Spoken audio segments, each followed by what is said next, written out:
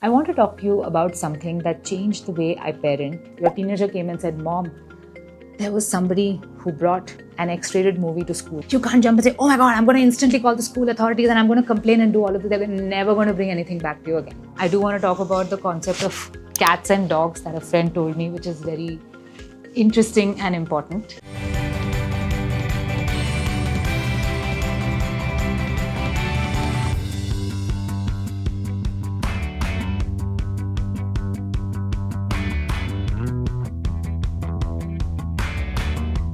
Hi, I'm Aishwarya and you're watching To Go Little Matters because little matters.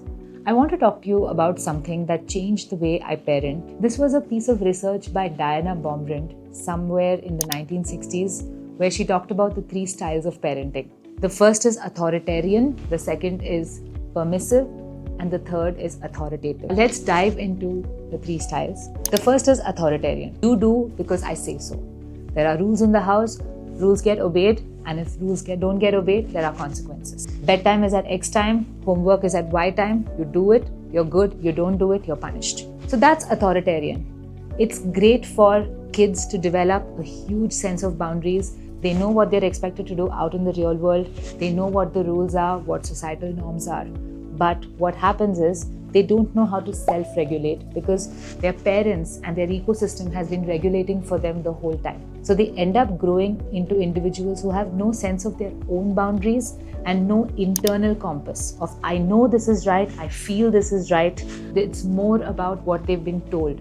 So if their parents are telling them, tomorrow their boss is going to be telling them or their professors are going to be telling them, and they're just going to be listening to whatever they say without forming a whole opinion or point of view of their own. The second is permissive parenting. It's the I'm your friend kind of a parent, right? I'm going to watch TV with you. I'm going to do video games with you. You don't want to do your homework, it's fine. You want to hang out, it's fine. Whatever you want to do is great. It already doesn't sound good to a lot of us parents. Having said that, permissive parenting is great from the point of view of the children get a say and an opinion in almost everything that they want to do. But here's the thing, it is almost like a ship without an anchor. You are letting a child free fall and do whatever they want to do. You're not teaching your child how to do things. You're not teaching them a sense of boundaries. You're telling them everything is okay. So they end up feeling anchorless, rudderless, and they're growing up with no idea of what to do. In the Eastern world, this tantamounts to abandonment. You have a generation of children growing up in permissive parenting who have huge and high self-esteem but low self-discipline. And oftentimes, they actually end up feeling more insecure because they've never been told what a boundary looks like. And boundaries in reality are actually a form of love. You only set boundaries because you love the child. The third one is authoritative. And that's what research has shown is best for children. It's, as usual, it's a mix of 1 and 2, if you haven't already guessed it. There's one quote I love about this. All feelings are welcome, all behaviors are not.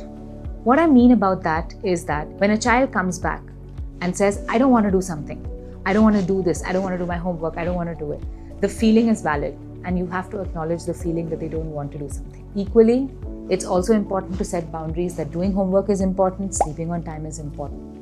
So that's where the feelings are welcome. There's a discussion to be had on why they feel a certain way. And at the end of it, the boundaries have to be enforced because at the end of the day, they have to do homework. We know now when we grow up that kids who do homework, kids who sleep on time, kids who get enough rest are the ones who are primed to succeed in life.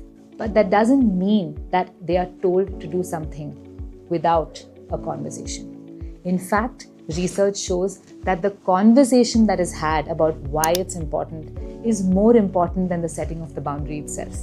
Because when the conversation is had with the child once, twice, third or fourth time, the 5th time around, the conversation is playing in their own head. You don't have to say it to them. At the end of the day, you are developing children with a sense of self, with a sense of boundaries of what's right and wrong, not because you told them to do it, but because they figured it out in their own heads with the kind of conversations you've had. This sounds great in theory, and it's practically one of the most difficult things to do because it's a microsecond decision at any moment. At that moment, you're thinking, should I be authoritative? Should I be permissive? When your kid is crying and saying, I don't want to do homework today because I just had such a bad day. As a parent, I know what you're thinking. Your brain is like, which line should I toe at this point of time? I don't have the answers for every situation, but there is something that I've found worked as a guiding principle. First, I don't think you should ever talk to children and explain to them why they should do something when they're in a frenzy. Because that's the least it's going to get into their head at that point of time. At that point of time, the focus is just to calm them down and get them into a semblance of order. It doesn't mean that you forget the conversation there. When they are back to normalcy is when is the right time to pick up that conversation and have it with them. Many a time we err on the side of when they're in a frenzy, throwing all the discipline in the world that we've learned at them at that moment.